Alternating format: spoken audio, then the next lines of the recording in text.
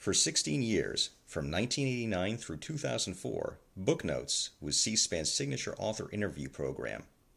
Focusing exclusively on contemporary nonfiction, the Booknotes series created an unparalleled television forum for writers of history, biography, politics, and public and cultural affairs. The Booknotes format was simple: one author, one book, 1 hour. For a full hour every Sunday night, 52 weeks a year, nonfiction writers were asked to discuss their most recent work. Beyond the book's subject matter, authors were also queried about their research, their writing process, and their own lives and influences. The result is a body of televised interviews that serve as a lasting scholarly resource for authors, researchers, students, readers, and educators. George Mason University Libraries is now adding to this trove of information by re-interviewing selected authors about their experiences as part of the Booknotes series.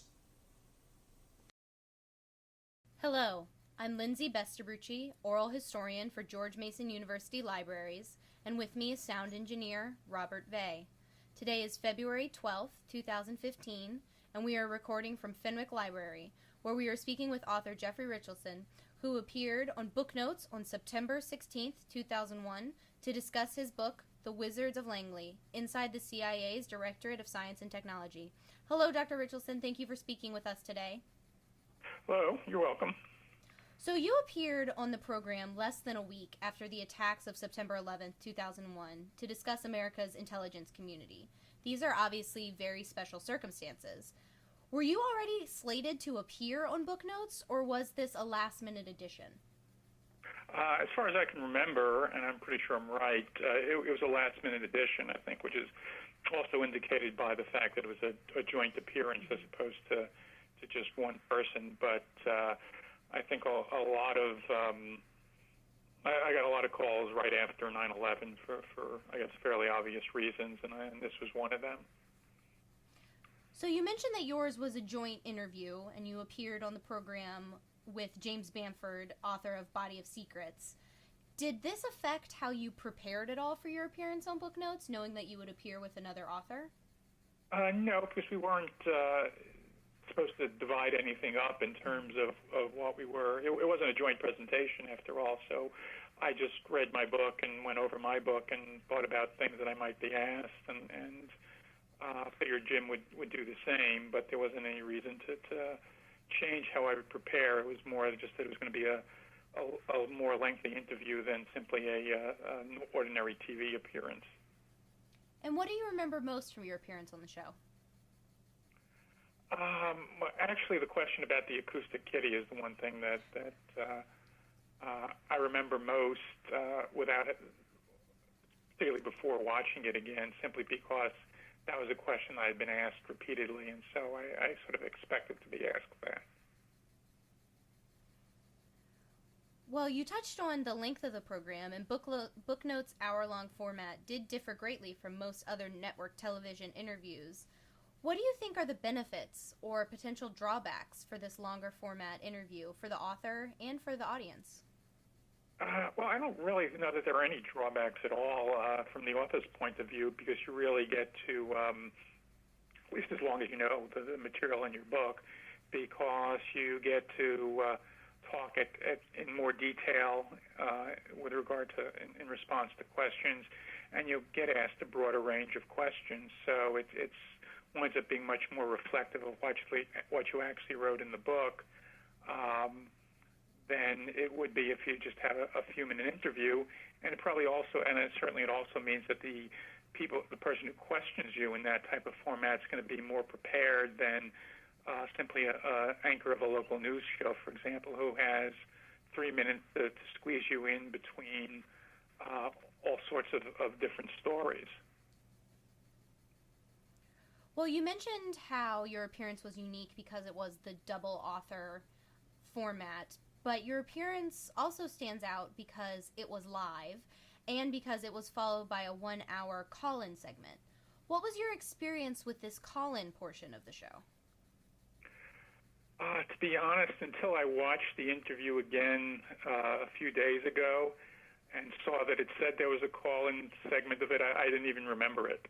Mm-hmm.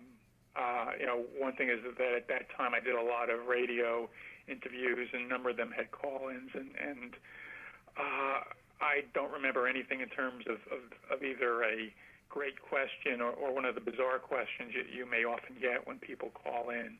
So, I've done that before, and it wasn't, unique in that one thing. But I don't really remember anybody's questions, to be honest, since it was, 13 years ago. Well, Brian Lamb read the books very thoroughly before the interview. You mentioned the acoustic kitty question that he brought up during your interview, and that definitely was a very interesting aspect of your book and the CIA program. But do you find this kind of preparation to be normal for interviewers, and how did it change the interview experience? Well, I don't think it's probably not normal. I mean, I've done also subsequent to that time some events at, say, the LA Public Library where the focus was on my book, and I think one of them was actually shown on C-SPAN at some point.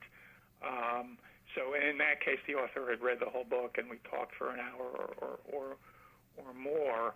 So, but that's not normal because most of the interviews are much shorter interviews, and the anchor has a lot of other things, or who's ever questioning you has a lot of other things to prepare for. So, and that certainly helps because you're more likely to get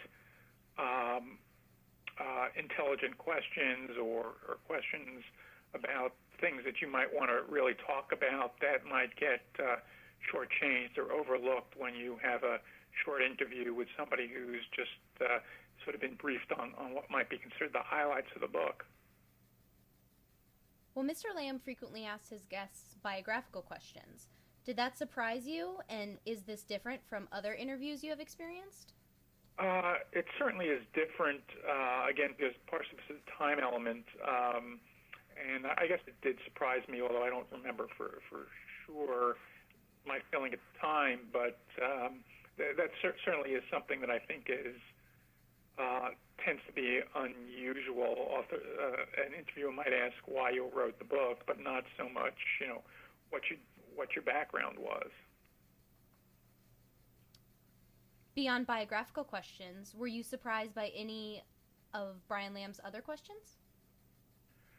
Not really, no. I think there was a lot in my book, and a lot in the situation that I thought, might be raised, and it was. There was nothing that was sort of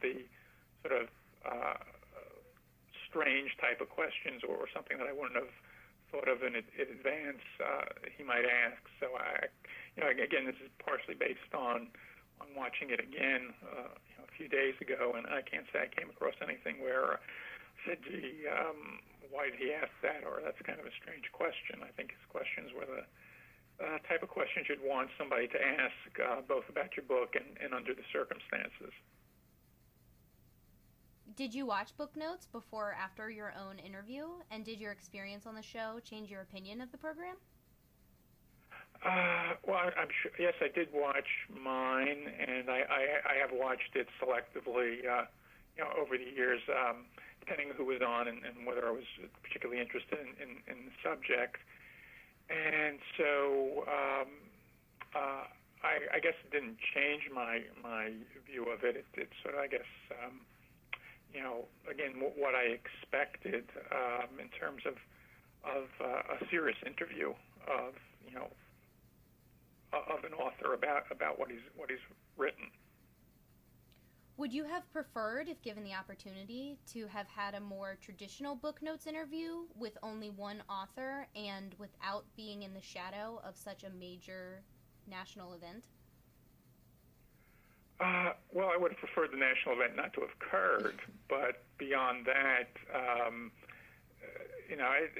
didn't have any feeling that it would be better if, gee, I only wish I could have done this by myself, because I think it was probably a better show because they had both of us on, and both of us could talk about different aspects of intelligence. And Jim certainly is a well thought of author with regard to NSA, and the fact that it did occur in the shadow of such an event just, I guess, made it more relevant.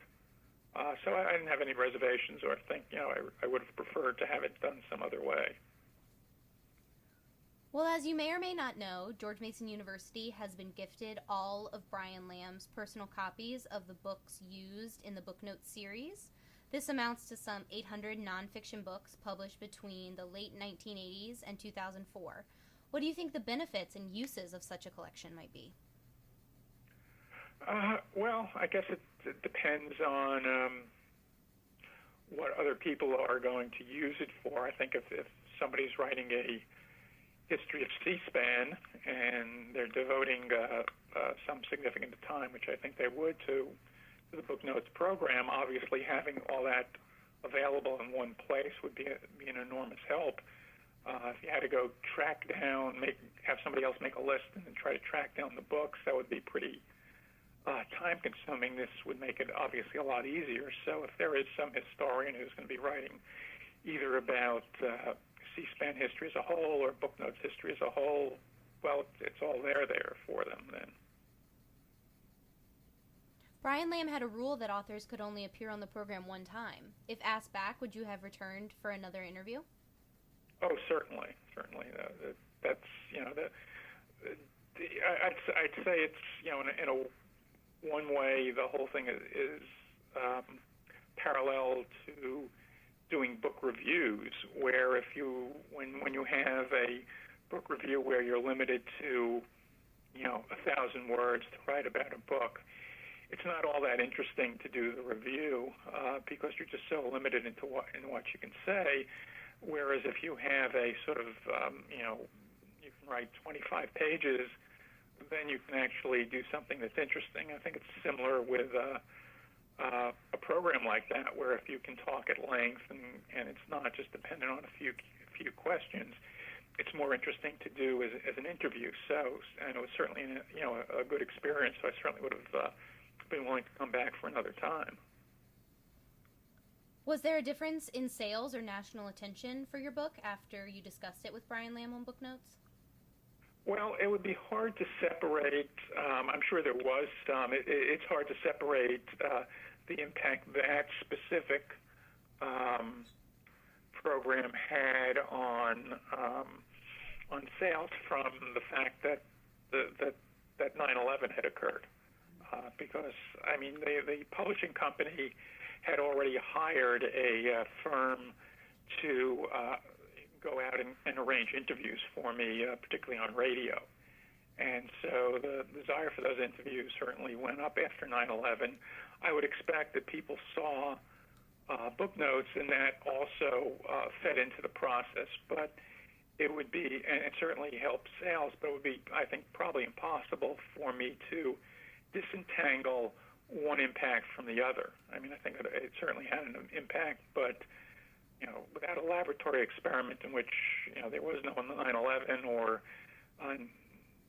there were no other effort to arrange interviews, it's hard to say exactly what the impact was, other than there was some. Did your experience with Brian Lamb and Booknotes cause you to rethink any of your own approaches or assumptions regarding your research or writing methods?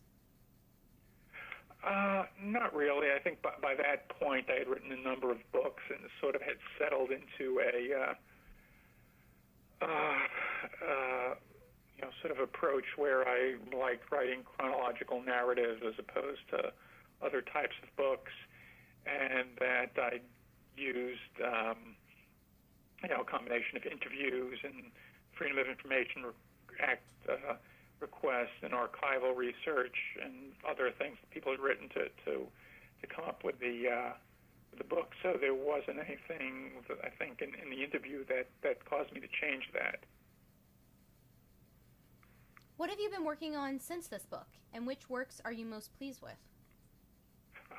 Well, I've written a fair number of articles, scholarly articles on various aspects of intelligence, particularly the technical side of things. And I've written a book called Spying on the Bomb, on how the U.S. spied on foreign nuclear weapons programs, and Diffusing Armageddon on the Nuclear Emergency Search Team, which goes out and looks for possible nuclear devices if somebody claims they've hit it in a U.S. city. I think probably the spying on the bomb was the biggest challenge because of the scope of the book and just the length and the number of different nuclear weapons programs I covered. But also Wizards was in some ways my favorite book because it dealt with a topic I was particularly interested in. Got to interview a lot of people who I was very interested to meet. So every book, most of the books have their own sort of specific things about them that are particularly interesting or particularly satisfying in doing. And so it's hard to say there's just one. They all have different aspects of them that are sort of satisfying. In your estimation, what has been the lasting impact of Booknotes in then contemporary American society and perhaps since? God, I would have no idea. I'm sorry. I just, that's for somebody else to figure out. I mean, that's for the person who writes the history of Booknotes to come up with and, determine, what impact it had on sales, what impact it had on news coverage and authors' careers and things like that. And I really wouldn't have any idea. Well, is there anything else you would like to add regarding the Booknotes program, C-SPAN, or Brian Lamb? Other than just it's really good that he undertook that, and it was a really interesting experience, and I expect that probably held true for pretty much everybody else who was on the program. So it's a